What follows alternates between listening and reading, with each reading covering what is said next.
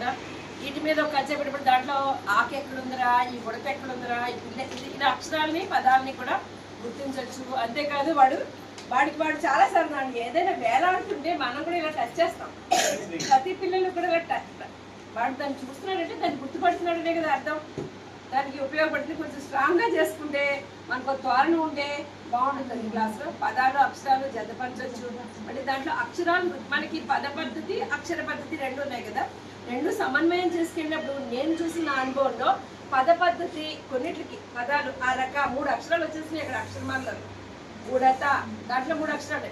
మనకి పడవ ఇచ్చాడండి. పడవ తర్వాత పనసలో పడవలో పా వచ్చేసింది.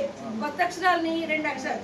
ఇంకోటి ఐడెంటిఫై చేస్తారో లేదో మీరు, పడవ పా బా దేర్ ఇస్ డిఫరెంట్, చిన్న డిఫరెన్స్ ఉంటుంది. బాకి తలకట్టు కలవదు, దీనికి తలకట్టు కలుస్తుంది. అది భేదం కూడా చెప్పచ్చు. అలాగే పనస మనకి గంపలోకి వెళ్ళేసరికి అక్కడ పూర్ణానుస్వరాన్ని ఒక అక్షరాన్ని కలుగుతుంది.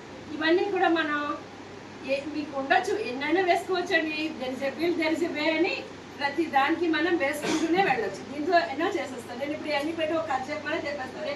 ఒక ఏనుగు ఉందిరా, అదేమో ఇలా పడవ మీద ఎక్కాలనుకుందంటే పాపం ఎక్కడైపోయిందంటే పనసపొడి కనిపించిందంట. సంథింగ్ మీరు ఏదైనా అనేయచ్చు.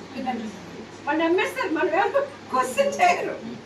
బట్ అక్కడ పదాలని అక్షరాన్ని ఐడెంటిఫై చేయాలి. ఒక అక్షరాన్ని ఐడెంటిఫై చేస్తే వెళ్ళడానికి కష్టం అవుతుంది, చాలా రోజులు పడుతుంది. బట్ ఈ పడవల అక్షరాలు గుర్తింపు చేస్తూ మనం వర్ణమాల నేర్పించుకుంటూ, వర్ణమాల కంపల్సరీ రావాలి.